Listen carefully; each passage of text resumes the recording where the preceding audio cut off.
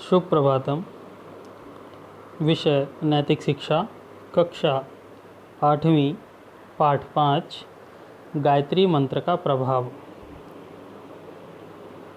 आइए सर्वप्रथम गायत्री मंत्र को एक बार उच्चारण करें।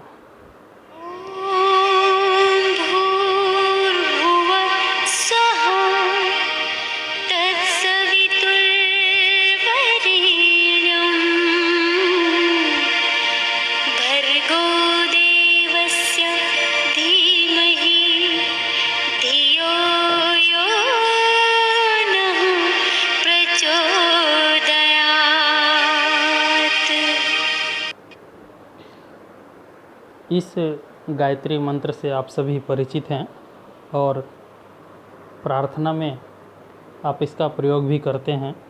आइए इसकी महत्ता को समझते हुए आज इस पाठ के माध्यम से गायत्री मंत्र पर विचार करेंगे। इस गायत्री मंत्र को सावित्री मंत्र, गुरु मंत्र, वेद माता मंत्र और महामंत्र आदि अनेक नामों से पुकारा जाता है।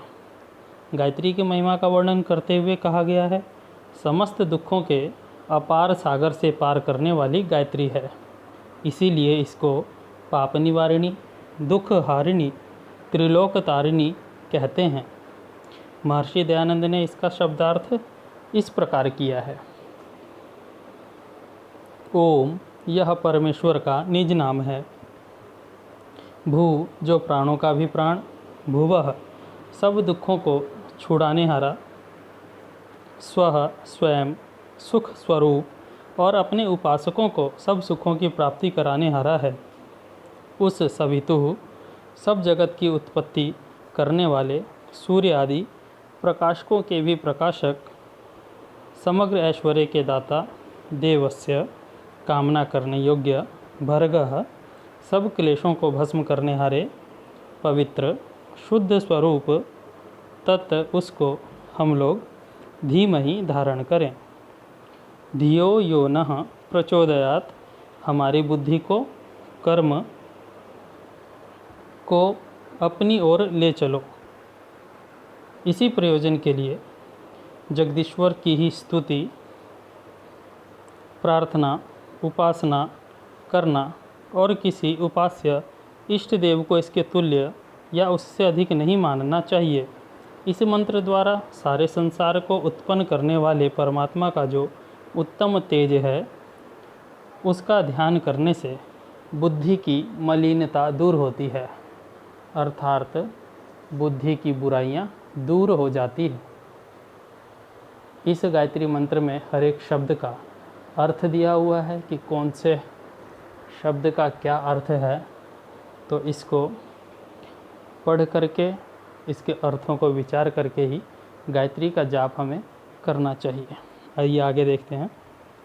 गायत्री मंत्र का जप करते हुए उपासक को अंदर यह भावना रखनी चाहिए कि सर्वशक्तिमान सत्य स्वरूप, शक्ति के आदि स्रोत, आनंदमय भगवान के ध्यान से मुझे भी आनंद, ज्ञान, शक्ति, सत्य, शांति आदि की प्राप्ति हो रही है और तेज के सामर्थ्य से मेरे अज्ञान, रोग, दुख, भय, शोक, चिंता आदि दूर हो रहे हैं। ऐसी भावना के साथ में किया हुआ गायत्री मंत्र का जप अद्भुत शक्ति, शांति, ज्योति और आनंद को देने वाला होता है। इसीलिए हमें गायत्री का जप करते हुए हमेशा इन सब भावनाओं को अपने अंदर संयोज करके ही गायत्री का जप करना चाहिए, जिससे गायत्री का जप हमारे लिए लाभकारी हो, प्रभावशाली हो। आगे देखते हैं। परंतु गायत्री मंत्र का जप तभी फलीभूत होता है जब पहले इसके अर्थ हृदय में धारण कर लिया जाए और गायत्री मंत्र के आदेशानुसार उसका चरित्र भी बनाया जाए, अर्थात गायत्री मंत्र साधक के जीवन में ओतप्रोत हो जाए, अर्थात गायत्री का अर्थ, गायत्री के गुण, गायत्री की महिमा व्यक्ति के अंदर समाहित हो, समाहित होने के बाद में व्यवहृत हो, अर्थात व्यवहार में लाया जा रहा हो, तभी गायत्री का मंत्र लाभकारी, कल्याणकारी होता है। जिस प्रकार परमात्मा अपनी सविता शक्ति द्वारा सुप्त प्रकृति को प्रेरणा करके सृष्टि को रच देता है, इसी प्रकार परमात्मा को सविता नाम से पुकारने वाले साधक का भी कर्तव्य हो जाता है कि वह अपने आप को और दूसरों को प्रेरणा देकर अज्ञान की निद्रा को दूर करे और सब मनुष्यों को ईश्वर भक्त, वेद भक्त तथा जनता जनार्दन का सेवक बनाने का यत्न करे। जो भी गायत्री मंत्र को जप करने वाला व्यक्ति है, वह व्यक्ति इन गुणों को धारण करके लोगों को भी सत्य के मार्ग पर, सत्य के रास्ते पर लाने का प्रयत्न करे। यह उसका धर्म व कर्तव्य बन जाता है। आगे देखिए, गायत्री का जप प्रातः स्नान करने के पश्चात तथा रात्रि में सोने से पूर्व करना अधिक उपयोगी है। जप का स्थान पवित्र एवं शांत होना चाहिए। गायत्री को किस समय जप करना चाहिए उसके लिए बताया गया कि प्रातःकाल में स्नान करने के बाद अर्थात शुद्धता के बाद, और रात्रि में सोने से पूर्व, जिससे हम दोनों ही समय में यह विचार कर सकें कि प्रातः में उठने के बाद में हमें दिन भर किन गतिविधियों को करना है और रात में सोने से पूर्व कि हमने किन किन गतिविधियों को किया और आगे हमें क्या करना है और हमारी बुद्धि किस प्रकार से हो, यह सब विचार करते हुए गायत्री का जप यह 2 समय बताए गए हैं। आगे देखते हैं। महर्षि दयानंद जी के गुरु स्वामी विरजानंद जी महाराज को गायत्री के जप से ही सिद्धि प्राप्त हुई थी। गायत्री की सिद्धि से मनुष्य ब्रह्म तक का साक्षात्कार कर सकता है। महात्मा गांधी ने एक लेख में लिखा कि गायत्री मंत्र का स्थिर चित्त और शांत बुद्धि से किया गया जप आपत्ति काल के संकटों को दूर करने का सामर्थ्य रखता है, अर्थात विपत्ति के समय में, संकट के समय में उस संकट से निकालने का सामर्थ्य रखता है और आत्मोन्नति के लिए उपयोगी है, अर्थात आत्मा की उन्नति के लिए लाभकारी है। महात्मा आनंद स्वामी ने गायत्री जप के लाभ का वर्णन करते हुए कहा है कि जब वे 8 या 9 वर्ष के थे तो मंद बुद्धि होने के कारण बड़े निराश रहा करते थे। वे अपने जीवन को बिल्कुल निरर्थक समझते थे क्योंकि कोई भी उनसे प्रसन्न नहीं रहता था। उनकी इस दयनीय अवस्था को सुन करके आर्य जगत के प्रसिद्ध सन्यासी स्वामी नित्यानंद ने उन्हें गायत्री मंत्र दिया और प्रातःकाल होने से पूर्व इस मंत्र को अर्थ, ज्ञान और अनुकूल आचरण सहित करने का आदेश दिया।